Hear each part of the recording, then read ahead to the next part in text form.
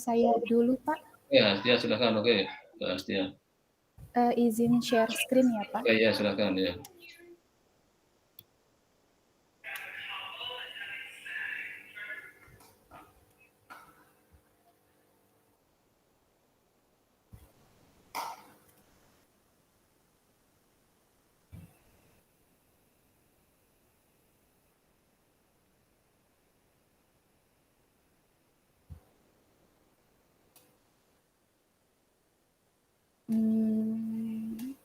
Assalamualaikum warahmatullahi wabarakatuh. Waalaikumsalam warahmatullahi wabarakatuh. Kali ini saya akan mencoba memaparkan outline penelitian yang ingin saya ajukan. Semester ini itu saya sedang mengambil mata kuliah analisis data antar kejadian. Nah, di dalam mata kuliah tersebut saya mempelajari mengenai analisis data survival, Pak. Jadi rencananya saya mau mengambil mengenai analisis data survival.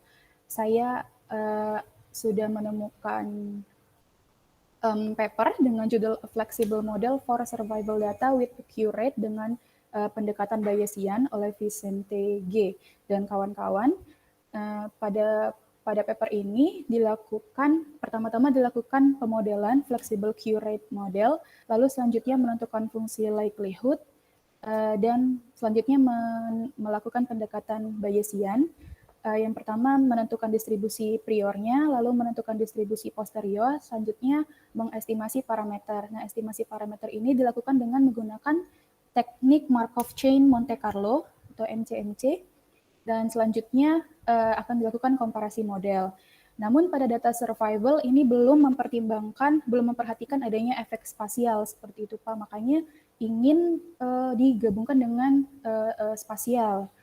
Lalu paper kedua yang saya peroleh berjudul Application of Spatial Regression Models to Income Poverty Ratios in Delta Contiguous Counties in Egypt oleh Sohair dan kawan-kawan. Nah, pada paper ini pertama ditentukan weighted matrix-nya, lalu melakukan uji autokorelasi spasial. Nah, di sini dengan menggunakan Moran Index. Selanjutnya menentukan model regresi spasial dengan ada OLS, SEM, dan SLM. Selanjutnya melakukan estimasi parameternya. Nah, paper lain mengenai regresi spasial yang ada berjudul Regression Models for Spatial Data, an example from gross domestic regional bruto in Central Java Province oleh Abdur Karim dan kawan-kawan pada tahun 2017. Pada paper ini, tujuannya adalah untuk mengetahui direct effect dan spillover effect atau indirect effect dari infrastruktur transportasi pada pertumbuhan ekonomi di Jawa Tengah. Model yang digunakan adalah Spatial Durbin Error Model, dan hasilnya diperoleh bahwa infrastruktur transportasi pada kecamatan di Jawa Tengah ternyata tidak mempunyai efek yang signifikan pada nilai gross regional domestic product di masing-masing wilayah di mana infrastruktur terdapat. Selanjutnya saya mencari mengenai pendekatan Bayesian. Saya peroleh ada generalized multi-level linear model dengan pendekatan Bayesian untuk pemodelan data pengeluaran per kapita rumah tangga oleh Azka Ubaidillah pada tahun 2017. Di sini pertama dilakukan generalized linear model, lalu melakukan pengujian distribusi pada data respon, selanjutnya melakukan analisis Bayesian. Analisis Bayesian pertama menentukan distribusi priornya, lalu menentukan distribusi posterior. Lalu melakukan estimasi pada parameter dengan menggunakan teknik Markov Chain Monte Carlo. Selanjutnya melakukan hierarchical Bayesian pada masing-masing levelnya seperti itu, Pak. Lalu melakukan pemilihan model terbaik. Nah, oleh karena itu saya berencana mengajukan mengajukan penelitian berjudul Multi-Level Survival Modeling dengan Efek Spasial pada Data Penyebaran COVID-19 di Kota Medan dengan menggunakan pendekatan Bayesian, seperti itu, Pak. Pertama, gambaran penelitiannya pertama akan dilakukan pengujian autokorelasi spasial dengan menggunakan Moran Index, lalu akan melakukan pemodelan multi-level survival spasialnya, lalu menentukan likelihood function-nya, lalu melakukan analisis Bayesian dengan menentukan distribusi prior dan distribusi posteriornya, selanjutnya menentukan estimasi parameter dengan menggunakan teknik Markov chain Monte Carlo. Ini masih saya pelajari lagi mengenai teknik ini. Selanjutnya adalah menentukan model terbaiknya. Seperti itu, Pak. Terima kasih. Oke, untuk multi levelnya ini konteks ke COVID-nya nanti apa ya kira-kira levelnya? Levelnya ada 2, Pak. Level pertama itu penyebaran COVID-19 di individunya, lalu level keduanya itu di kecamatannya, seperti itu, Pak.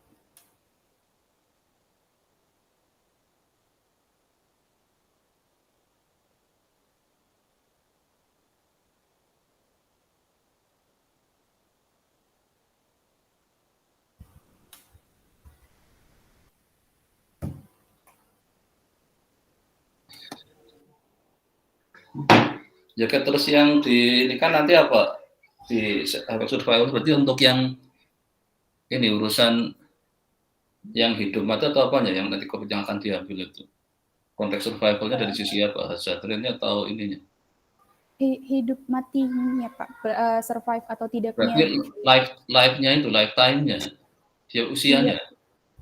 apa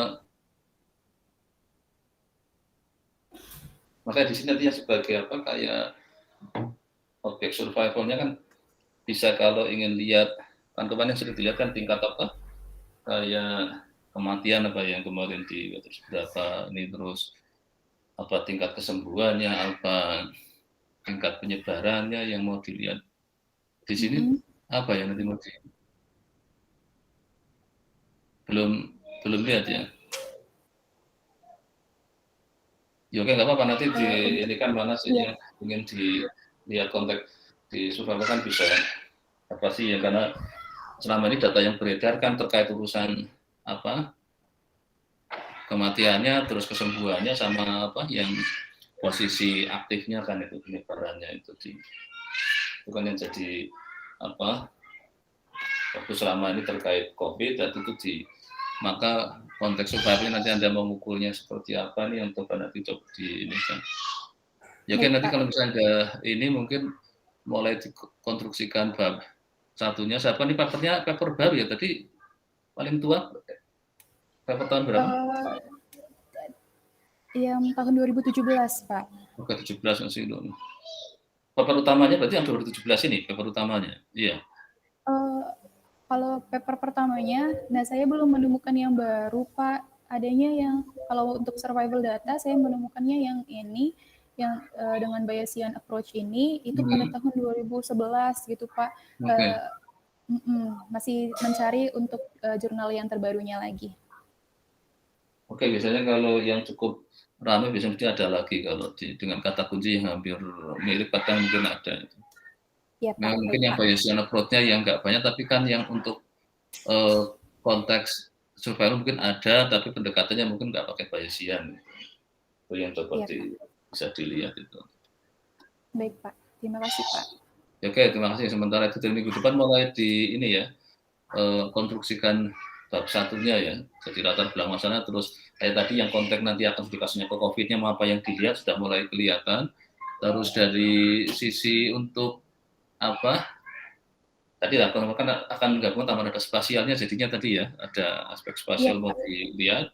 Terus berarti terus nanti untuk komputasinya Anda pakai apa rencananya? Software-nya?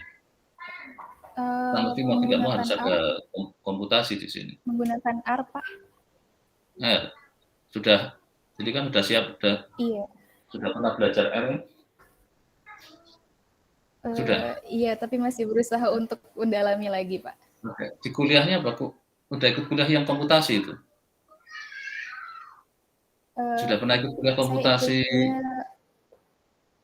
Ikutnya mesin learning, Pak. Oh, machine learning ya? Ada belajar tentang R juga. Pakai apa waktu machine learning? Pakai apa ininya? Software-nya? Pakai R, Pak. R juga.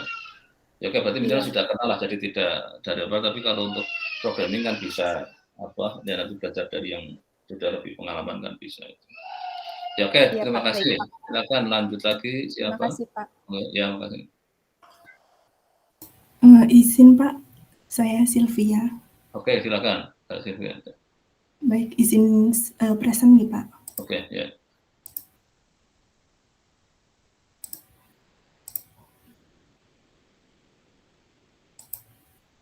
Apakah sudah terlihat Pak?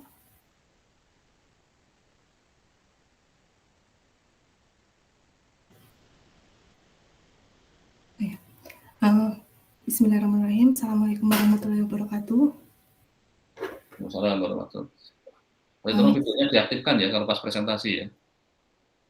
Bagaimana Pak? Mohon. Videonya diaktifkan. Oh, Video. Ya. baik Pak. Cam on apa gimana? Oke. Nah, untuk latar belakangnya, pada industri fast moving consumer goods atau FMCG merupakan industri yang menyediakan produk sehari-hari yang terjual cepat. Nah, dijual dalam jumlah yang banyak dan harga yang relatif murah. Nah, contoh dari produk ini yaitu seperti makanan minuman ringan, produk kebersihan, kosmetik, obat-obatan, peralatan mandi, perlengkapan kantor, dan lain sebagainya. Nah, di Indonesia, contoh perusahaan FMCG yang memiliki pangsa besar yang seperti kita ketahui adalah Unilever, kemudian ada Indofood, Mayora Indah, Fresh and Flake, dan Garuda Food, dan masih banyak lagi. Nah, kemudian mengapa FMCG? Pada gambar pertama, produk FMCG menunjukkan kontribusi pada total pengeluaran rumah tangga di Indonesia, yaitu sebesar 19% di tahun 2020, kemudian meningkat di tahun 2021 sebesar 20%. Nah, data tersebut merupakan hasil riset studi tahun brand footprint Indonesia tahun 2021 oleh Kantar Indonesia. Nah, sebagai salah satu bidang industri perdagangan, indikator utama perusahaan FMCG adalah tercapainya target penjualan produk. Ada beberapa faktor utama yang secara signifikan mempengaruhi tingkat kesuksesan pemasaran dan ketercapaian target penjualan produk tersebut. Nah, untuk mencapai target penjualan, salah satunya dilakukan strategi pemasaran seperti berjejaring dan berkolaborasi dengan memaksimalkan modal relasional yang merupakan isu sentral dalam pengelolaan bisnis saat ini. Nah, dalam membangun kerjasama dan hubungan yang baik dengan pihak lain, maka suatu perusahaan memerlukan modal relasi yang baik. Pada beberapa tahun ini, relational capital adalah suatu konsep dalam pemasaran yang terus dikembangkan oleh banyak perusahaan agar mampu bersaing untuk perusahaan. Menurut Baronim Mayaski Taylor tahun 2000. Nah, beberapa penelitian dikemukakan oleh Mancini et al. Tahun 2016, penguatan modal relasi tidak dapat hanya dilakukan dengan mengembangkan citra perusahaan, namun harus dikembangkan dengan strategi dan modal pengoptimalan sumber daya perusahaan seperti pengelolaan sumber daya manusianya dalam menciptakan hubungan yang erat dengan pelanggan. Nah, sumber daya manusia ini sendiri merupakan ujung tombak untuk meningkatkan penjualan produk suatu perusahaan, yaitu kita ketahui salesperson atau tenaga-tenaga penjual. Aktor yang berperan dalam penyumbang terbesar dalam meningkatkan penjualan dan mampu menjalin hubungan yang baik dengan pelanggan secara langsung. Oleh sebab itu, perusahaan harus mempunyai tenaga yang handal, memiliki kapabilitas, dan mampu menjalin hubungan yang baik dengan pelanggan agar perusahaannya mampu mendapatkan keuntungan yang dalam waktu yang lama dan mencapai prestasi atau capaian penjualan secara menyeluruh, yaitu kita sebut sales performance. Nah, pemodelan yang dapat digunakan untuk mengukur optimalisasi sales performance dalam proses bisnis suatu perusahaan adalah Structural Equation Modeling atau SEM. SEM merupakan gabungan dua analisis atau dua alat analisis yang diambil dari ekonometrika, yaitu persamaan simultan yang memfokuskan pada prediksi, dan psikonometrika yang berkembang di ilmu psikologi yang mampu menggambarkan variabel laten atau tak terukur langsung dan diukur langsung berdasarkan ada indikator-indikator atau disebut variabel manifest. Analisis ini sering disebut generasi kedua dari analisis multivariat. Kemudian manfaat utama SEM dibanding dengan generasi pertama yaitu multivariat seperti PCA, Principal Component Analysis, faktor analisis, discriminant analysis, dan multiple regression. SEM memiliki fleksibilitas yang tinggi, peneliti untuk menghubungkan antara teori dan data. SEM berbasis covariance dikembangkan pertama kali oleh George Cook tahun 1973, Kesling 1972, dan Willy 1973. SEM berbasis covariance mendapatkan popularitas setelah Lisrel 3 yang dikembangkan oleh George Cook dan Sorbohm di pertengahan tahun 1970-an dengan menggunakan fungsi maksimum likelihood covariance based atau disebut CBSEM. Nah, berusaha meminimkan perbedaan antara sampel covariance yang diprediksi oleh model teoritis sehingga proses estimasi menghasilkan matrik covariance dari data yang diobservasi. Pengguna CBSEM sangat dipengaruhi oleh asumsi parametrik yang harus dipenuhi, misalkan variabel yang diobservasi memiliki multivariat normal distribusi, dan observasi harus independen satu dengan yang lain. Sampel yang kecil atau asimptotik dapat memberikan hasil estimasi parameter dan model statistik yang tidak baik, bahkan dapat menghasilkan negatif variance. CBSEM sangat dipengaruhi oleh jumlah sampel. Jumlah sampel kecil secara potensial akan menghasilkan tipe error 2. Tipe 2 error yaitu model yang jelek masih dapat menghasilkan model fit. Model yang kompleks dapat menghasilkan perhitungan dan indeks fit yang bermasalah. Meningkatnya degree of freedom karena kenaikan jumlah indikator dan variabel laten cenderung menghasilkan model fit index yang bias positif dibandingkan dengan model yang simple. Alternatif lain untuk mengatasi permasalahan CBSEM adalah SEM berbasis komponen. SEM berbasis komponen merupakan alternatif yang lebih baik dan memiliki dua metode yaitu partial least square atau PLS, generalized struktur komponen analisis atau GSCA. Kemudian PLS mengestimasi model parameter berdasarkan fixed point algorithm. PLS menghindarkan improper solution, adanya estimasi korelasi antar faktor lebih tinggi, adanya nilai varians yang negatif. Hal ini dilakukan dengan mengganti faktor dengan linear composite variabel seperti dalam analisis komponen. Maka PLS tidak tergantung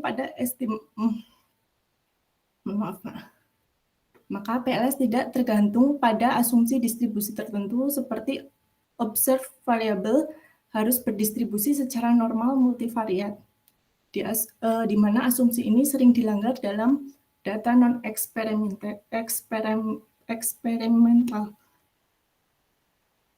Secara garis besar, PLS memiliki keunggulan tertentu, namun PLS tidak dapat menyelesaikan masalah secara global optimization untuk estimasi parameter.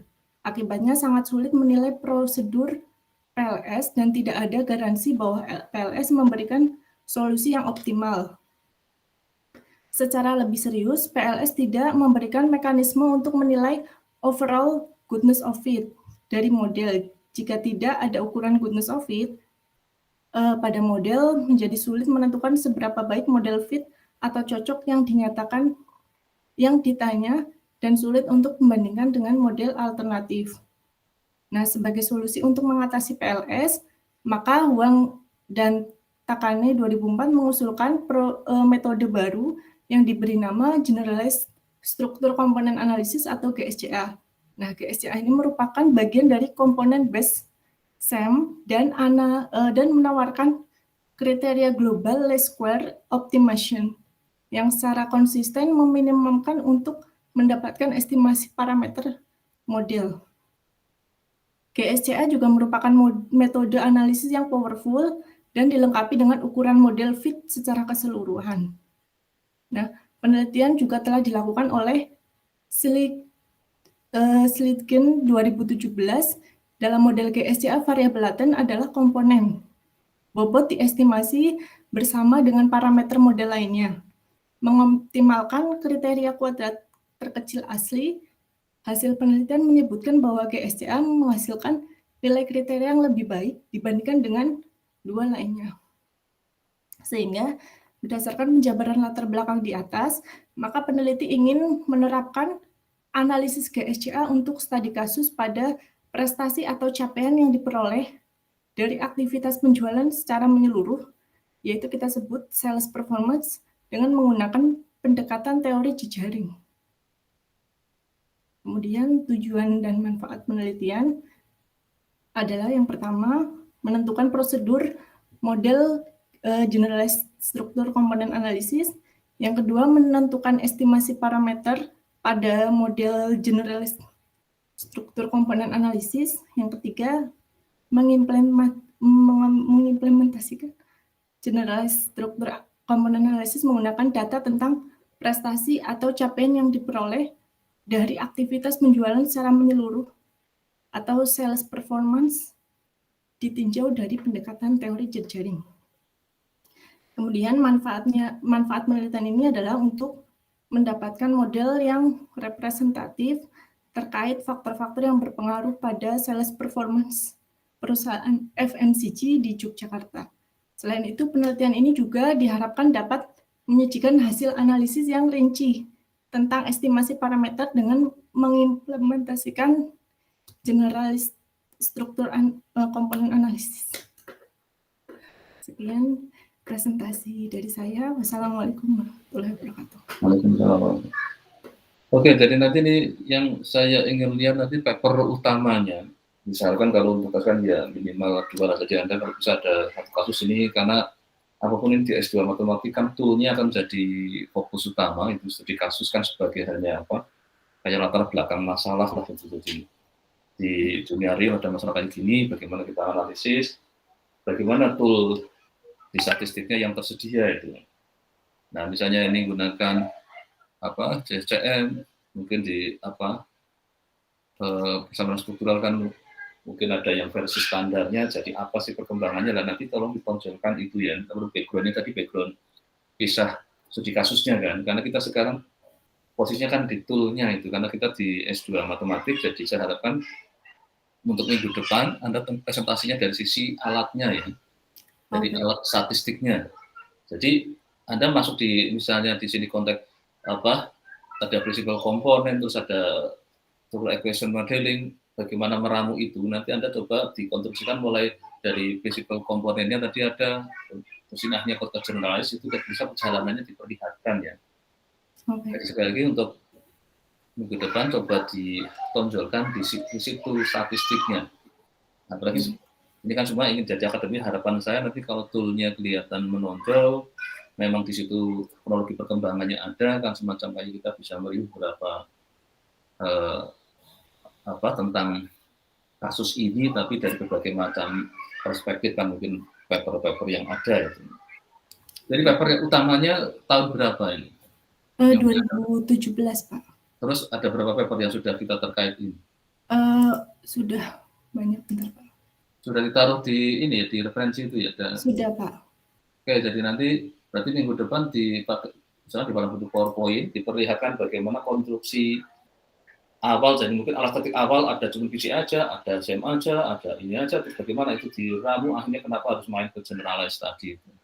Jadi kan ada latar belakang masalah ininya dari sisi tool-nya ya, tool statistiknya. Yang dari situ kan kadang tool statistik dikembangkan kan berdasar juga karena data realnya yang menuntut itu. Karena data real yang ada kalau diolah dengan metode statistik yang ada mungkin nggak maksimal, masih kurang akurat. Nah, maka biasanya dikembangkan tool statistik baru, pengembangan atau mungkin ada modifikasi atau ada menghibrid, kadang sekarang trennya itu beberapa. Nah, itulah yang saya akan nanti coba diperlihatkan ya besok di apa. Jadi untuk kasusnya tadi latar belakang sudah ada itu yang Anda sudah sampaikan, terus nanti ditambah mulai masuk ke tool statistiknya. Serta paper-paper itu mulai muncul kapan, tahun berapa dia dimunculkan, terus sampai akhirnya ke yang Anda mau kerjakan itu paper. Biasanya di papernya mesti ada itu cerita itu. Karena setiap orang nulis paper mesti sudah mengkritisi paper-paper di depannya. Nah, tolong bisa diperhatikan dari sisi itu ya untuk minggu depan dalam bentuk PowerPoint, jadi skematiknya kelihatan itu. Baik, Pak. Ya, jadi minimal di bab 1 kan sudah ada draftnya, tinggal bagaimana, karena dengan sedikit-sedikit kita sudah bikin PowerPoint-nya sudah makin bagus, pada saatnya nanti tesis ujian S1 kan sudah siap lah gitu. Karena tesis 1 kan biasanya bab 1, bab 2 sudah, sama rencana bab 3 sudah sampai apa, biasanya inginkan sudah ada hasil sementara, artinya pada saat di ujian tesis 1 sudah kelihatan track-nya sudah aman itu bahwa akan selesai segera, bukan masih apa, belum masuk track-nya kan biasanya jadi nggak selesai itu. Juga aspek datanya, Anda bayangkan sudah dapat dari mana kira-kira nanti sumber data? Sudah dapat, Pak, dari jurnal. Itu data Indonesia apa data luar? Indonesia, Pak. Oke, nanti sumber datanya dari jurnal pun harus disebutkan ya, itu kadang mungkin miliknya yang peneliti pendahulu kan, itu memang kalau sudah dipublish di jurnal berarti kan ya mungkin sudah jadi publik, tapi tetap harus dirujuk. Maka setiap ini mulai bikin daftar pustaka ya, semua tadi kan sudah merefer pustaka, jadi saya dengan mudah bisa melihat dari pustakanya kan apa, per tahun berapa kan kelihatan di situ. Ya, jadi mulai minggu depan setiap bikin langsung data pustaka dimunculkan. Jadi semua yang di-refer tadi di waktu bikin bab 1-nya itu kan nyebut ada jurnalnya siapa itu tolong sudah ada di daftar pustaka. Baik. Ya, jadi nanti setiap jalan langsung nanti sekarang dicek, kalau nambah lagi nggak apa-apa di situ. Jadi kalau yang nggak relevan ya nggak usah ditampilkan, kalau yang ada harus ditampilkan di data pustaka. Oke, terima kasih. Ya. Terima kasih banyak. Ya, selanjutnya siapa? Assalamualaikum warahmatullahi wabarakatuh. Selanjutnya saya, Pak. Oke, silakan.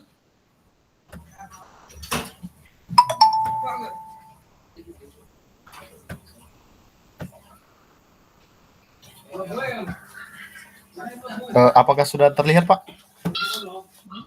Oke, sudah. Baik, terima kasih, Pak. Jadi latar belakang saya yaitu bahwa analisis regresi itu merupakan salah satu analisis statistik yang bertujuan untuk menunjukkan hubungan matematis antara variabel respon dengan variabel prediktor. Secara umum, regresi adalah studi mengenai ketergantungan satu variabel respon dengan satu atau lebih variabel prediktor. Hasil dari analisis regresi merupakan suatu persamaan, yaitu persamaan regresi. Persamaan regresi adalah suatu persamaan matematik yang mendefinisikan hubungan antara dua variabel, yaitu hubungan keterkaitan antara satu atau beberapa variabel yang nilainya sudah diketahui dengan satu variabel yang nilainya belum diketahui. Sifat hubungan antara dalam persamaan ini adalah hubungan sebab akibat. Terdapat dua teknik pendekatan yang dapat digunakan dalam analisis regresi untuk mengestimasi kurva regresi, yaitu pendekatan regresi parametrik dan regresi non-parametrik. Dalam model regresi parametrik, terdapat asumsi yang harus terpenuhi, yaitu bentuk kurva regresinya diketahui. Sedangkan regresi non-parametrik merupakan pendekatan metode regresi di mana bentuk kurva dari fungsi regresinya tidak diketahui. Dalam regresi non-parametrik, kurva regresi hanya diasumsikan mulus dalam arti termuat dalam suatu ruang fungsi tertentu sehingga mempunyai sifat fleksibilitas yang tinggi. Dalam hal ini, teknik pendekatan regresi non-parametrik bisa menjadi alternatif karena penggunaannya tidak terikat pada asumsi-asumsi seperti dalam regresi parametrik. Pendekatan non-parametrik digunakan ketika informasi mengenai bentuk kurva regresi terbatas atau tidak ada asumsi tentang bentuk kurva regresi. Pendekatan regresi non-parametrik telah banyak dikembangkan, antara lain menggunakan spline, kernel, polinomial lokal, wavelet, dan Fourier. Salah satu model regresi dengan pendekatan non-parametrik yang sangat sering digunakan untuk melakukan estimasi terhadap kurva regresi adalah regresi spline. Spline merupakan suatu potongan-potongan polinom yang memiliki sifat tersegmen pada selangka yang terbentuk pada titik-titik node. Regresi non-parametrik dengan pendekatan spline dapat pula diaplikasikan ke dalam kehidupan, seperti pada penelitian berikut yang mengaplikasikan regresi non-parametrik dengan pendekatan spline dalam kasus berat badan lahir rendah di Rumah Sakit Ibu dan Anak Siti Fatimah Makassar. Selanjutnya, analisis regresi digunakan untuk mengetahui faktor-faktor yang mempengaruhi suatu kejadian atau peristiwa. Faktor-faktor yang mempengaruhi suatu kejadian di wilayah tertentu bergantung pada kondisi wilayah persekitarannya yang disebut pengaruh sosial. pengaruh spasial. Hal ini sejalan dengan hukum pertama geografi oleh Tobler dalam Anselin bahwa segala sesuatu saling berhubungan satu dengan yang lainnya, namun sesuatu yang berdekatan mempunyai pengaruh lebih besar dibandingkan dengan segala sesuatu yang berjauhan. Pengaruh spasial memiliki sangat berkaitan dengan perbedaan karakteristik lingkungan dan geografis antar wilayah pengamatan yang disebut dengan keragaman spasial atau heterogenitas spasial. Sehingga masing-masing wilayah pengamatan memiliki perbedaan pengaruh faktor independen terhadap variabel dependen untuk setiap lokasi. Oleh karena itu, model regresi yang tepat untuk melibatkan pengaruh heterogenitas spasial ke dalam model yaitu model geographically weighted regression. Model geographically weighted regression atau GWR adalah model yang digunakan untuk menganalisis data spasial yang menghasilkan estimasi parameter model bersifat lokal untuk setiap titik atau lokasi di mana data tersebut dikumpulkan. Setiap nilai parameter dihitung pada setiap titik lokasi geografis, sehingga setiap titik lokasi geografis mempunyai nilai parameter regresi yang berbeda-beda. Hal ini akan memberikan variasi pada nilai parameter regresi di suatu kumpulan wilayah geografis. Jika nilai parameter regresi konstan pada tiap-tiap wilayah geografis, maka model GWR adalah model global. Artinya tiap-tiap wilayah geografis mempunyai model yang sama. Berdasarkan penjelasan di atas, pada kenyataannya tentu saja tidak semua pola hubungan data diketahui kurva regresi, sehingga perlu menggunakan analisis regresi non-parametrik untuk menyelesaikan masalah ini. Model yang bagus harus dilihat dari berbagai aspek dan menempatkan masalah modeling yang tepat pada porsinya. Adanya perbedaan karakteristik lingkungan dan letak geografis pengamatan menyebabkan pengamatan memiliki variasi atau ada pengaruh yang berbeda dari variabel prediktor pada variabel respon untuk setiap lokasi pengamatan.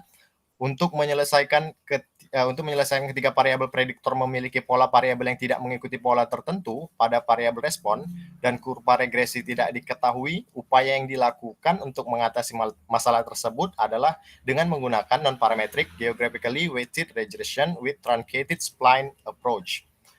Regresi non-parametric spline terpotong dalam model regresi berbobot geografis merupakan pengembangan dari regresi non-parametrik yang dihitung pada faktor spasial. Metode regresi berbobot geografis hanya mampu mengatasi permasalahan analisis regresi spasial yang kurva regresinya diketahui dan linear. Tetapi jika kurva regresi tidak dapat diidentifikasi, maka diperlukan pendekatan regresi non-parametrik yang akan mengarahkan data ke menemukan sendiri untuk bentuk estimasi dan regresi kurvanya. Tanpa terpengaruh oleh subjektivitas peneliti, kemampuan aproksimasi spline terpotong atau truncated spline yang merupakan model polinomial absolut yang sangat tersegmentasi dan kontinu memberikan fleksibilitas tinggi untuk beradaptasi secara lebih efektif dengan karakteristik lokal data. Pendekatan spline truncated dapat menjadi alat untuk memecahkan masalah pemodelan analisis data spasial di mana pola data antara variabel respon dan variabel prediktor tidak diketahui atau kurva regresi tidak diketahui. Pembobotan geografis dalam analisis data spasial merupakan aspek penting dalam menentukan parameter yang berbeda pada setiap titik lokasi pengamatan. Data yang digunakan dalam penelitian ini adalah data yang diambil dari kasus penyebaran COVID-19 di Sumatera Utara. Untuk tujuan dan manfaat penelitian, berdasarkan latar belakang di atas, maka tujuan yang ingin dicapai dari penelitian ini adalah menentukan estimator dari model regresi berbobot geografis non-parametrik dengan menggunakan maksimum likelihood estimator dan kemudian diselidiki sifat estimator ini bias atau tidak. Lebih lanjut mengaplikasikan model non-parametric geographically weighted regression with truncated spline approach pada data COVID-19 di Sumatera Utara. Selanjutnya, hasil dari penelitian ini diharapkan menambah wawasan bagi siapa saja, terutama yang mendalami bidang regresi spasial terkhusus GWR, perluasan GWR dengan metode pendekatan non-parametrik lainnya, dan perluasan non-parametric geographically weighted regression with truncated spline approach, sehingga dapat digunakan sebagai acuan untuk penelitian lebih lanjut. Untuk batasan masalah, dalam penelitian ini, batasan masalah diperlukan agar tidak terjadi penyimpangan dari tujuan awal. Pembahasan difokuskan menentukan estimator dari model regresi berbobot geografis non-parametrik dengan menggunakan MLE, dan kemudian diselidiki sifat estimator ini bias atau tidak, dan pengaplikasian dari model non-parametric GWR with truncated spline approach pada data COVID-19 di Sumatera Utara. Untuk tinjauan pustaka, jadi ada beberapa penelitian yang secara terpisah membahas tentang penelitian tentang regresi non-parametric spline. Jadi penelitian oleh Huzaifi pada tahun 2017 ini membahas tentang memodelkan faktor-faktor yang mempengaruhi jumlah kasus penyakit diare pada balita di kota Surabaya. Terus penelitian Wulandari tahun 2017 juga memodelkan faktor-faktor yang mempengaruhi angka morbiditas di Jawa Timur dengan menggunakan regresi spline. Penelitian Dewi pada tahun 2018 membahas untuk menentukan model faktor-faktor yang mempengaruhi angka kecelakaan lalu lintas di Provinsi Jawa Timur. Selanjutnya penelitian oleh Sanusi pada tahun 2019 membahas model hubungan antara berat badan lahir rendah dan faktor-faktor yang mempengaruhi berdasarkan model spline. Penelitian Lutfiani pada tahun 2019 membahas tentang GWR dengan fungsi pembobot kernel Gaussian dan B-square. Pada tahun 2016 membahas tentang estimasi parameter GWR semi-parametrik dengan menggunakan metode weighted least square. Berdasarkan jurnal-jurnal di atas, regresi non-parametric spline truncated dapat dikombinasikan dengan model geographically weighted regression pada faktor spasialnya. Kemudian diperkuat dengan adanya penelitian yang ditulis oleh Cipriani dan kawan-kawan pada tahun 2017. Dalam jurnal tersebut menjelaskan tentang model non-parametric geographically weighted regression with truncated spline. Untuk metode penelitiannya, yang pertama, mempelajari jurnal-jurnal terkait regresi non-parametric spline dan geographically weighted regression. Yang kedua, mempelajari regresi non-parametric spline. Yang ketiga, mempelajari GWR. Yang keempat, mempelajari estimator dari model non-parametric geographically weighted regression with truncated spline approach. Yang kelima, mengaplikasikan model GWR with truncated spline approach pada data COVID-19 di Sumatera Utara. Mungkin itu saja, Pak. Terima kasih. Oke, terima kasih. Jadi ini juga sama ya, nanti untuk yang minggu depan buat konstruksi ini ya, teorinya itu tadi ya. Jadi Anda kan ingin main di, sudah ada hybrid kan itu, jadi mungkin bicara spline-nya dulu bisa, terus nanti truncated spline kayak apa, terus regresi, terus ada GWR, terus bagaimana di situ perlu dikombinkan karena ingin ada suatu faktor yang kemungkinan model fungsionalnya sudah kelihatan, yang namanya semi parametrik, jadi ini ada yang belum. Nah, kira-kira terus juga diperlihatkan di dunia, karena akan mengarah COVID kan, apa sih yang kira-kira mungkin bentuk hubungannya, sekali lagi tentang COVID kan barang baru, jadi kemungkinan bentuk hubungannya belum jelas itu. Nah, kadang butuh non-parametrik tadi misalnya kayak gitu. Dan ada beberapa mungkin sudah jelas, karena sudah ada yang meneliti juga kan, sudah ada yang tentang COVID, sudah mungkin memperlihatkan hubungan itu sudah mungkin linear atau non-linear, tapi sudah kelihatan bentuk hubungannya, maka kan bisa pakai yang parametriknya. Tapi itu pun antar wilayah ternyata bisa berbeda-beda. Nah, saya nggak tahu Anda nanti skupnya di Sumatera Utara, apakah basisnya kabupaten itu nanti juga mudah dapat datanya. Saya nggak tahu, nanti silakan Anda nanti mulai melihat aspek datanya. Terus dari aspek yang untuk ke non-parametriknya tadi, apa yang kira-kira variabel apa sih, prediktor apa yang akan diarahkan itu. Nah, tapi untuk yang minggu depan saya ingin konstruksi teorinya dulu ya, karena saya lagi ini karena mayoritas dari berlima ini ingin kami saya harapkan toolnya itu diperkuat dari sisi apa pemahamannya. Jadi saya harapkan paper-papernya cukup lengkap dari kronologi, mungkin spline kapan muncul, kenapa harus ada spline, terus kenapa harus ada GWR, kenapa nggak ada regresi biasa saja sudah jalan gitu kan. Nah, itu tolong diperlihatkan ya nanti di ini kan. Jadi di latar belakang juga sudah mulai kelihatan di situ sebenarnya mungkin sudah ada papernya siap. Memang ada 3 pustaka yang ada khusus lebih ini, tapi pada saat Anda membuat narasi cerita di undang-undang sebenarnya sudah merujuk ke bacaan Anda sebenarnya kan. menyebut mungkin ini sebenarnya itu di papernya siapa Anda baca itu. Jadi mulai muncul sebenarnya di situ citasi ke paper yang dijadikan sebagai Anda bisa bikin kalimat tadi kan. Memang secara konstruksinya nanti dibutuhkan pusaka yang lebih detail kan. Jadi nanti akan kelihatan pada saat di ini PowerPoint yang nanti Anda buatlah konstruksi ininya ya di metodologinya. Terus mungkin latar belakang masalah bisa lah cerita tentang kenapa perlu di GWR spasialkan, kenapa ada yang harus di non parametrikan. Misalnya kan semi parameter kan ada parametrik dan non parametriknya. Karena kalau Anda nanti sekalian jalan juga tadi antara ini dengan PPT-nya nanti jadi harapan saya pada saat sudah lengkap, bab 1, 2 sudah sedikit awalan, ketiga sudah masuk track itu, maka saya sudah akan izinkan untuk ujian tesis 1 gitu. Saya kan sudah mulai masuk bab 3 biasanya baru saya akan izinkan untuk ujian tesis 1 kan berarti sudah masuk tracknya lah, terus data sudah kelihatan. Nah itu biasanya nanti sudah saya akan, maka dengan ini kalau tiap minggu ada progres, tadi PowerPoint-nya juga ininya jalan bersamaan paralel itu sama datanya, mulai olah datanya. Anda pakai aplikasinya apa rencananya? Pakai R, Pak. R juga, oke ini banyak yang sudah pakai R, berarti nanti bisa saling menampilkan mulai. Untuk pemanasan kalau sudah dapat datanya, mulai bisa juga di pertemuan awal-awal gini, Anda sudah mulai menampilkan pemanasan R-nya. Ini loh Pak, saya sudah punya data waktu masih sedikit, saya sudah bisa melihat minimal pola-pola korelasinya tadi kan. Apa ini pengaruhnya apa, terus melihat aspek spasialnya, mungkin setelah deskriptif dulu. Oh ternyata antar kabupaten di Sumatera Utara ada perbedaan. Itu sebagai indikasi awal bahwa Anda punya hipotesis bahwa perlu dikaji aspek spasialnya kan misalnya. Jadi bisa mulai R-nya ditampilkan supaya sekalian pemanasan semua. Jadi kalau saya lebih suka nggak sekuensial tapi paralel, jadi langsung jalani. Jadi nanti pada saat tampil ini sudah mengkombinasikan setiap intinya tapi tetap aspek sekuensial kan tadi bab 1, bab 2, nanti 3, terus 4 juga. Walaupun secara ininya nanti kita langsung semua dilihat. Ya, jadi nanti bisa juga dalam sehari ini tampil nggak mesti harus semua berlima. Mungkin nanti ada satu, saya kasih porsi agak lama nggak masalah.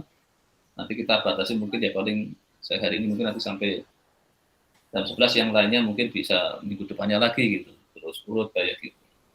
Durasi waktu Bang saya bebaskan karena memang saya inginkan siapa yang memang ingin sudah menyampaikan banyak, berarti dia saya kasih porsi lama. Kita juga mungkin sehari nanti cuma dapat 1 ya nggak apa-apa. Tapi nanti ada kalanya kalau waktu saya agak longgar saya akan perpanjang. Ya tadi untuk minggu depan saya harapkan PowerPoint-nya tampilkan dari sisi tadi ya perjalanan alat statistiknya ya. Ya Pak. Jadi tetap dikasih latar belakang terapannya nggak apa-apa, tapi yang mungkin pada saat di sisi tool-nya itu saya ingin kelihatan. Nah mungkin besok agak melambat pada saat bahas bab 3 kan. Bab 3 saya harapkan setiap tool itu dikaji dengan cermat itu mungkin agak sedikit. Karena kalau ini kan masih garis besar kan, jadi maka saya harapkan setiap ini kita bahas di teorinya sekaligus mulai ke komputasinya biar kelihatan langsung samaan terus. Oke minggu depan untuk itu ya mungkin masih ada sedikit mungkin satu lagi kira-kira siapa ya? Oke, makasih. Baik, Pak. Terima kasih, Pak. Oke, ya. Siapa ini antara siapa tadi? Izin Pak, saya. Oke, ya, silakan. Iya Pak, terima kasih Pak. Saya izin share screen.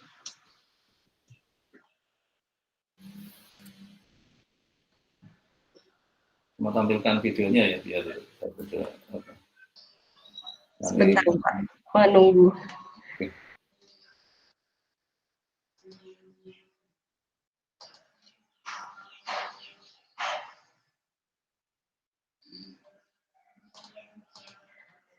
Mungkin ini Pak.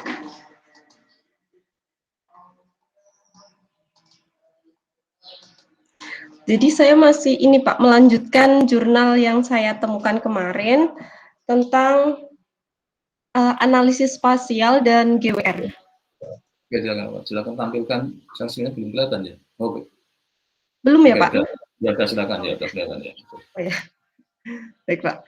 Jadi untuk latar belakang singkatnya pada tahun 2019 terjadi fenomena virus yang mematikan yang disebut COVID-19. Telah kita ketahui bersama ada pemberlakuan PSBB masih diberlakukan oleh pemerintah Indonesia guna menekan penyebaran COVID-19. Dalam prakteknya masih terjadi pelanggaran PSBB yang dilakukan masyarakat salah satu penyebabnya adalah kondisi ekonomi masyarakat Indonesia.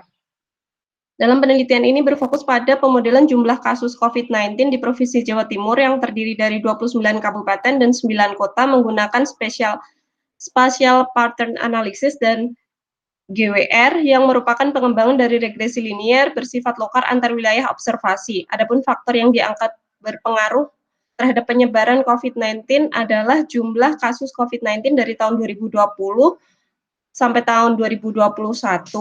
Mungkin saya mengambil datanya awal tahun dari Worldometer beserta faktor-faktor ekonomi dan kependudukan di Provinsi Jawa Timur.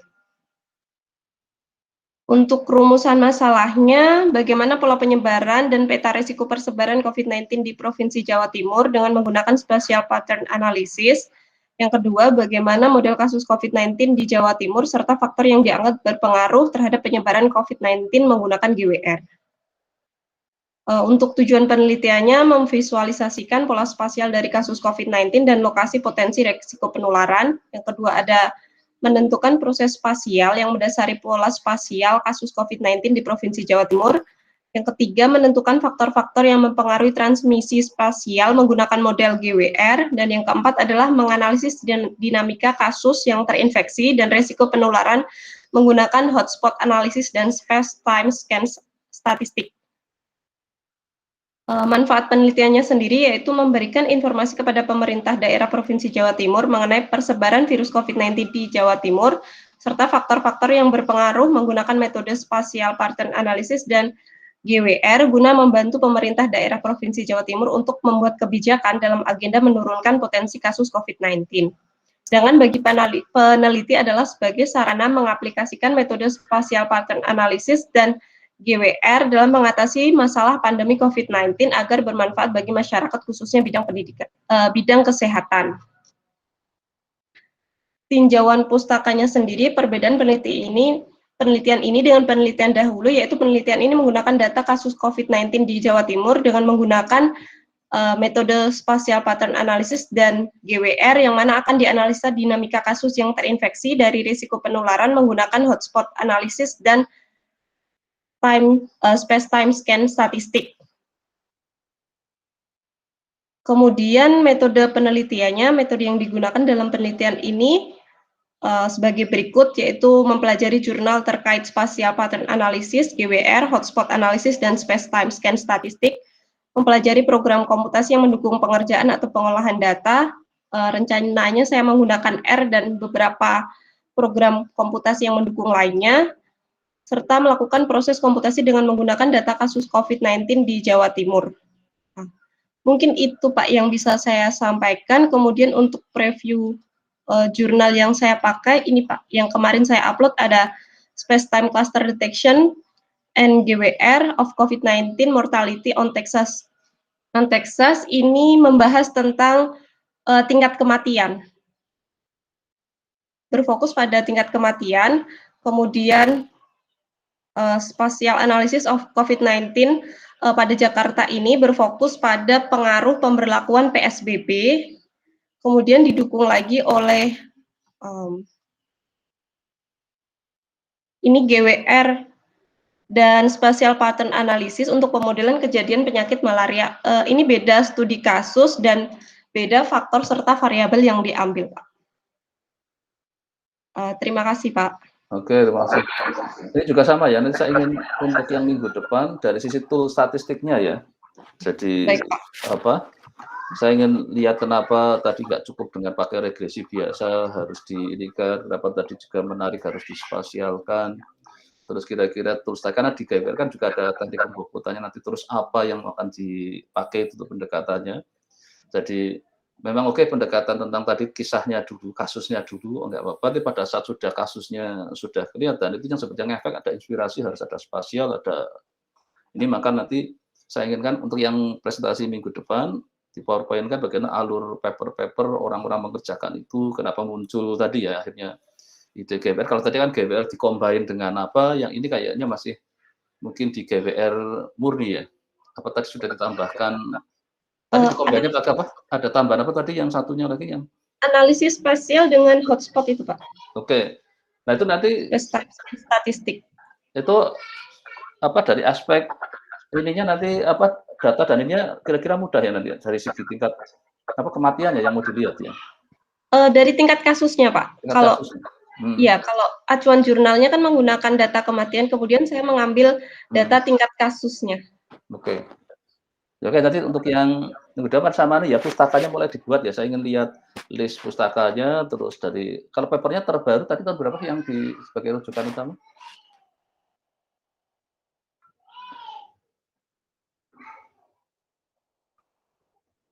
Oh, maaf Pak, saya masih termute. Sudah. Rujukannya 2021, Pak. Oke. Ya. Oke, nanti coba untuk minggu depan saya ingin dalam bentuk PowerPoint, tapi saya ingin alur ininya ya dari sisi tool statistiknya ya. Walaupun nanti ada maksud tadi ya tentang COVID, setelah itu muncul kenapa perlu peralatan. Ya saya katakan ngapain kok harus pakai GWR, ngapa harus pakai tadi yang beranalisis itu apa itu harus diperlihatkan dengan jelas. Itu juga nanti dari sisi tool statistiknya ya dimunculkan itu. Ya oke, terima kasih. Terima kasih Pak. Ya. Oke, berikutnya ini saya Pak.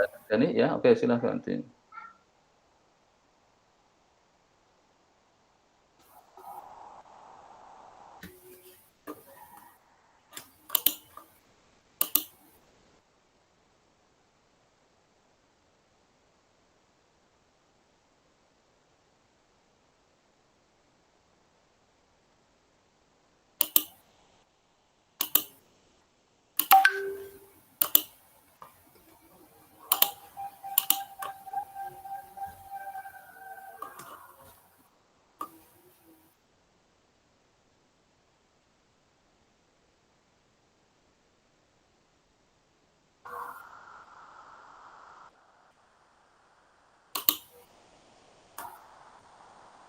Ya, ini latar belakang saya, Pak.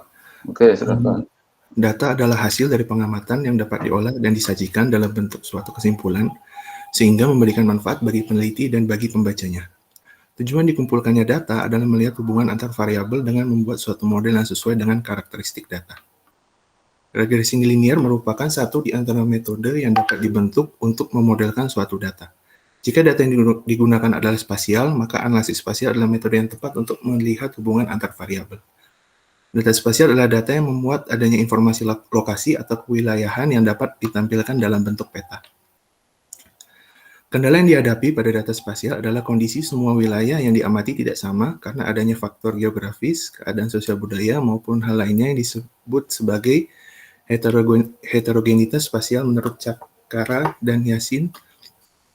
Dampak dari heterogenitas spasial adalah satu variabel prediktor yang sama memberikan hasil atau respon berbeda terhadap lokasi yang berbeda dalam satu wilayah. Hal ini tidak sejalan dengan estimasi parameter yang digunakan pada regresi linear, yaitu ordinary least square atau OLS. OLS mengasumsikan nilai estimasi parameter konstan atau parameter regresi akan selalu bernilai sama terhadap lokasi yang berbeda. Untuk itu diperlukan metode yang sesuai dengan karakteristik data spasial.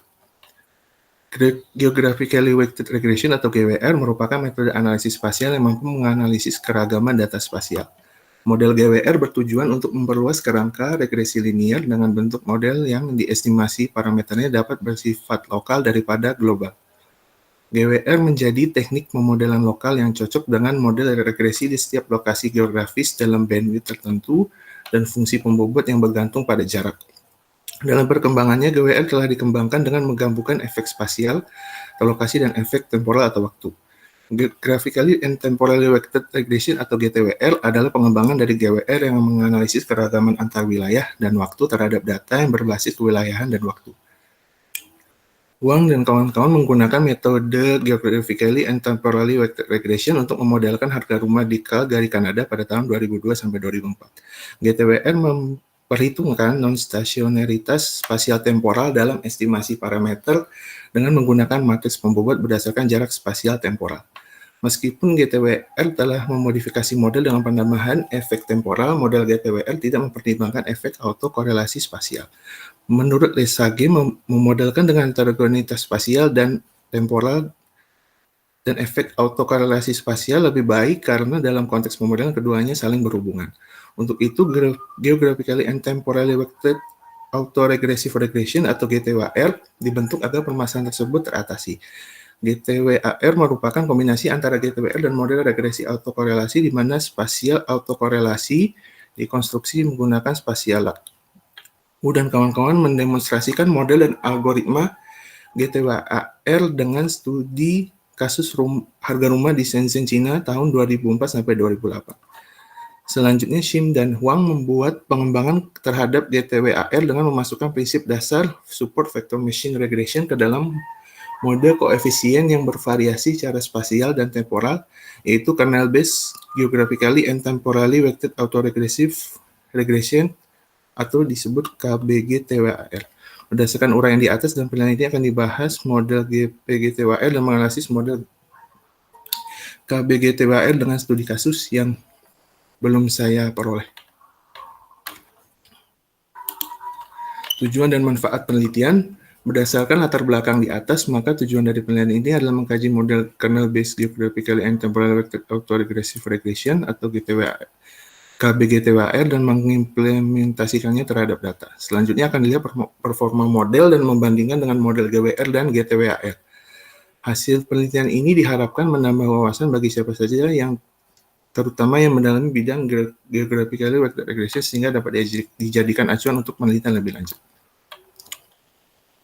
Tinjauan pustaka, penelitian dalam tes ini mempelajari lebih dalam jurnal yang ditulis oleh Shim dan Huang. Dalam jurnal tersebut diusulkan model kernel-based geographically and temporally weighted autoregressive regression atau KBGTWAR, yaitu mengembangkan model geographically and temporally weighted autoregressive regression atau GTWAR dengan regresi support vector machine dengan data yang dimodelkan adalah harga rumah di Shenzhen, China tahun 2004 sampai 2008. Pertama diberikan regresi SVM untuk menemukan regresi linearnya, untuk selanjutnya membentuk algoritma regresi SVM menjadi nonlinear. Pembuat yaitu fungsi kernel Gaussian dimodifikasi dalam proses pembentukan regresi SVM nonlinear. Selanjutnya penurunan rumus dilakukan hingga mendapatkan nilai perkiraan model KBGTWAR. Lebih lanjut, fungsi IC digunakan dalam pemilihan nilai parameter yang optimal. Penelitian yang berkaitan dilakukan oleh Wu dan kawan-kawan yaitu mengembangkan geographically and temporally weighted autoregressive regression atau GTWAR untuk memperhitungkan efek non-stasioner dan autokorelasi dengan estimasi parameter two-stage least square. Landasan teori yang diperlukan dalam penelitian ini diantaranya pengetahuan umum mengenai model GWR, penaksiran parameter dengan weighted least square, sifat-sifat penaksiran, pembuat model GWR, dan uji hipotesis GWR. Sementara itu, pengetahuan dalam pengembangan dari model GWR seperti GTWR, GTWR, dan regresi support vector machine juga diperlukan. Kajian tentang GWR dapat ditemukan dalam Fotheringham dan Chakara dan Yasin. Kemudian untuk mengetahui pengembangan model GTWR dapat mengacu pada Liu et al., Haryanto, dan Wei et al. Kemudian untuk GTWR dapat dipahami pada Wu dan kawan-kawan. Metode penelitian, metode yang digunakan dalam penelitian ini adalah studi literatur, yaitu mempelajari jurnal, buku, dan referensi terkait di internet mengenai GWR, GTWR, GTWAR, dan KBGTWAR. Dalam menyelesaikan penelitian ini, penggunaan software R, Geoda, dan Microsoft Excel dibutuhkan untuk memperlancar penelitian. Untuk jurnal yang saya gunakan ada 3, Pak. Jurnal utamanya ini sesuai judulnya kernel-based geographically and temporally weighted autoregressive model for house estimation tahun 2018. Lalu yang kedua, global and geographically and temporally weighted regression model for modeling PM 2,5 in Heilongjiang, China from 2015 sampai 2018 tahun 2019, dan mix geographical and temporally weighted regression explain spatial temporal variation from global and local perspective tahun 2017.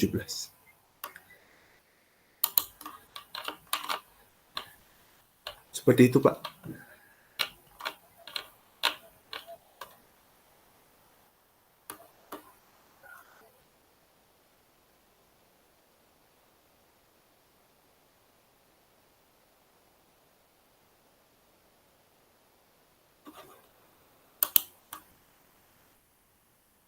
Ya oke, jadi saya kira tadi paper utamanya ada yang dari Departemen Statistik, moga-moga ya secara teori bisa lebih kelihatan lah itu. Karena tadi ada yang dari School of Forestry, berarti ada juga dari yang geomatik apa ya. Nah, tapi dari yang statistik moga-moga bisa agak ceritanya lebih inilah nanti. Dan mungkin ada nanti kalau sudah mulai kerja bisa email yang bersangkutan, kan kayaknya ada emailnya, moga-moga bisa ada komunikasi. Jadi nanti untuk pengalaman. Bang, seharusnya nanti semua yang ini Anda mencoba komunikasi dengan para penulis papernya, jadi ada diskusi yang bisa dibangun. Tapi minggu depan sama ya, saya inginkan berupa PPT, bagaimana alur teori statistiknya ya. Jadi saya kan perkembangan sampai tadi kan yang ini ada tambahan apa, yang temporarinya, terus saya inginkan kan sama-sama ada GWR, tapi saya harapkan itu kan kelihatan nanti akan ininya beda kemana, terus saya kira cukup menarik untuk bisa kita kaji, karena saya kira apapun ya sekarang memang spasial mulai lagi dan karena antar wilayah sekarang kadang perbedaannya memang cukup signifikan lah, artinya perlu kajian spasial. Oke, saya kira terima kasih, saya kira ini progres yang cukup baik, Anda sudah mulai masuk ke tracknya. Nah, minggu depan mulai ini ya PowerPoint-nya sama mulai siapkan pemanasan bab 2-nya. Kira-kira itu butuh teori matematik, teorinya apa aja itu? Statmatnya apa?